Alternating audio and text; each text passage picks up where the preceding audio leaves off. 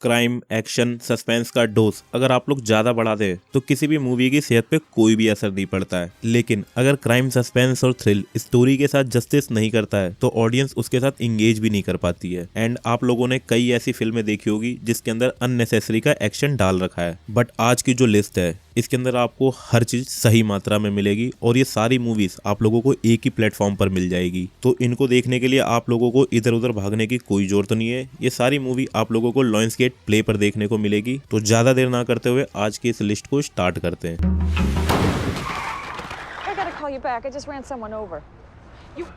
चार लोगों की टीम है जो एक बैंक को रॉब करके वहां से भाग रही है। तभी वो एक डेजर्ट वाले एरिया को क्रॉस करती है जहां पर उनको दिखता है एक रेंजर एंड वो रेंजर उन पर अटैक कर देता है। वो रेंजर अकेला ही है और आप यकीन नहीं करेंगे कि उस रेंजर का निशाना इतना बढ़िया है, लेकिन उन रॉबर्स की टीम मर जाती है। बट उनका जो लीडर होता है वो पकड़ा जाता है एंड रेंजर को बाद में पता चलता है कि ये एक इंटरनेशनल टेररिस्ट है। अब उस टेररिस्ट की टीम उसको बचा लेती है, भगा लेती है एंड तभी वो लंदन में करता है एक बड़ा धमाका। पूरे लॉ सिस्टम को हिला के रख देता है। ब्रिटिश गवर्नमेंट को वो चाहिए चाहे जिंदा या फिर मुर्दा। अब उस रेंजर के साथ एक ब्रिटिश एजेंट को अलाई किया जाता है एंड ये दोनों निकलते हैं हंट पर। अब इनको बंदा चाहिए चाहे जिंदा हो या फिर हो मुर्दा। अब इसमें इंटरेस्टिंग ये है कि ये सारी चीजें कैसे प्लेस होती है एंड ये आप लोगों के साथ कैसे कनेक्टेड रहती है। मूवी का नाम है वन रेंजर एंड आपको पता है कि देखने को कहां पर मिलेगी। ये literally one of the best है। हेनरी नाम का एक बंदा है जो अपनी लाइफ में बिल्कुल अकेला है, अपनी टोल की जॉब करता है। बट एक दिन वो अपने दोस्तों के साथ बास्केटबॉल खेलने के लिए निकलता है। तभी उसके दोस्त गाड़ी को रुकवाते हैं किसी बैंक के सामने। अब वो लोग बैंक को रॉब करके चले जाते हैं एंड ये बंदा वहीं पर पकड़ा जाता है। 18 महीने की सजा होती है। 18 महीने बाद जब ये बाहर निकलता है तो ये प्लान करता है कि जिस इल्जाम में इसको पकड़ा गया था उसको क्यों ना सही में किया जाए। अब वो उस बैंक को सही में लूटना चाहता है। अब अपने इस प्लान को एग्जीक्यूट करने के लिए वो क्या क्या चीजें करता है, किन किन लोगों के साथ टीम अप करता है और एंड में क्या ये उसको लूट भी पाता है या फिर से पकड़ा जाता है। और इसके अंदर क्रिमिनल वाली कोई भी ऐसी हरकत नहीं है जो आप लोगों को लगेगा कि ये बैंक को लूट भी सकता है। बट एंड थोड़ा सरप्राइजिंग है। मूवी का नाम है हेनरीज क्राइम। रॉ फ्रीमैन नाम का एक डिटेक्टिव है जो रिटायर हो चुका है और अल्जाइमर से ग्रस्त है। उसकी मेमोरी लॉस हो रही है। तभी उसको एक कॉल आती है कि जेल में उसने जिस विक्टिम को पकड़ा था वो अपने लास्ट टाइम में उससे मिलना चाहता है। तो वो उससे मिलने जाता है और वो अपने लास्ट में भी यही कहता है कि उसने ये क्राइम नहीं किया। अब एक तरफ तो रॉ फ्रीमैन की याददाश्त नहीं है, दूसरी तरफ केस बहुत पुराना हो चुका है तो उसको क्लू भी ढूंढने में बहुत दिक्कत होगी। अब ये कैसे अपने मेमोरी के पीसीस को इकट्ठा करता है और इस केस को दोबारा से सॉल्व करता है और रियल कल्प्रिट को पकड़ता है। यही है इसकी पूरी कहानी जो देखने में ज्यादा इंटरेस्टिंग लगेगी। अब उसका कड़ी से कड़ी जोड़ना, छोटी छोटी चीजों को दोबारा से पॉइंट आउट करना एंड फाइनली जो लास्ट में जो आप लोगों को क्रिमिनल दिखेगा आप उस पर यकीन ही नहीं करेंगे कि ये क्रिमिनल था। एंड उस क्रिमिनल की जो मदद करता है वो सबसे बड़ा सरप्राइज है। मूवी का नाम है स्लीपिंग डॉग्स।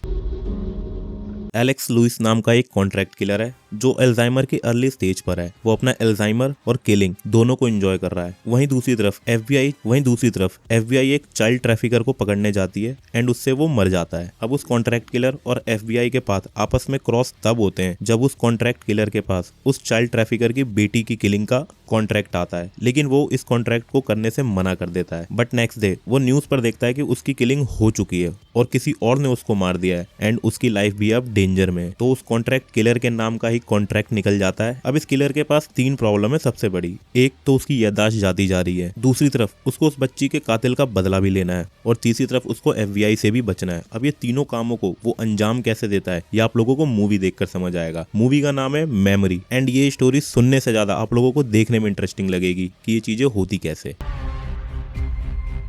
एक ओल्ड लेडी है जो घर पे अकेले रहती है। उसके घर पर रेंट पर एक बी कीपर रहता है। अब उस ओल्ड लेडी के साथ एक साइबर स्कैम होता है जिस स्कैम के अंदर उस ओल्ड लेडी का सारा पैसा प्लस जिस अकाउंट को वो मैनेज करती थी उस अकाउंट का भी सारा पैसा गायब हो जाता है। एंड ऑब्वियसली हैकर्स ने किया ये काम। अब उस लेडी का रिवेंज लेने के लिए निकलता है वो बी कीपर। लेकिन इस स्कैम का जो मास्टरमाइंड है वो है एक एक्स सीए के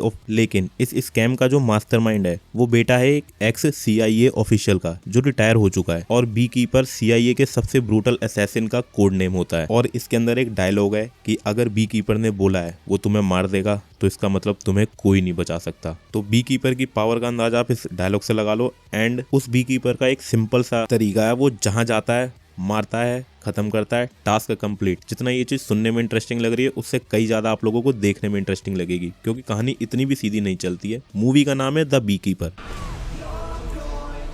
3 बड़े इंटरनेशनल जर्नलिस्ट का मर्डर होता है और इस क्राइम के पीछे हाथ बताया जा रहा है CIA का। एंड CIA अनऑफिशियली अपने एक पुराने फील्ड एजेंट के पास वापस जाती है और उसको काम के लिए बुलाती है। अब ये पूरा मिशन अनऑफिशियल है, तो ऑफिशियली उस एजेंट को CIA सपोर्ट नहीं कर रही है। वहीं दूसरी तरफ मिशन को करने के लिए उस एक्स एजेंट को जाना है ग्रीस, लेकिन वो एजेंट मना कर चुका था जाने के लिए। अब वो हाँ क्यों करता है, इसकी कहानी का राज है उसके पास्ट में। और अगर पास्ट के बारे में बताऊंगा तो ये पूरा स्पॉइलर ही बन जाएगा, क्योंकि वो सबसे मेन चीज है जो उसके पास्ट में होता है उसके साथ। एंड इस मिशन के दौरान उसके पास्ट से निकल के कुछ चीजें प्रेजेंट में उसके सामने आ जाती है। अब वो फील्ड एजेंट इस मिशन को कैसे पूरा करता है। एंड अगर आपको उसके पास्ट के बारे में ज्यादा बता दूंगा तो मूवी इतनी ही लाइनों में कंक्लूड हो जाएगी, बट ये मूवी आप लोगों का वॉच टाइम डिजर्व करती है। मूवी का नाम है द ब्रिकलेयर।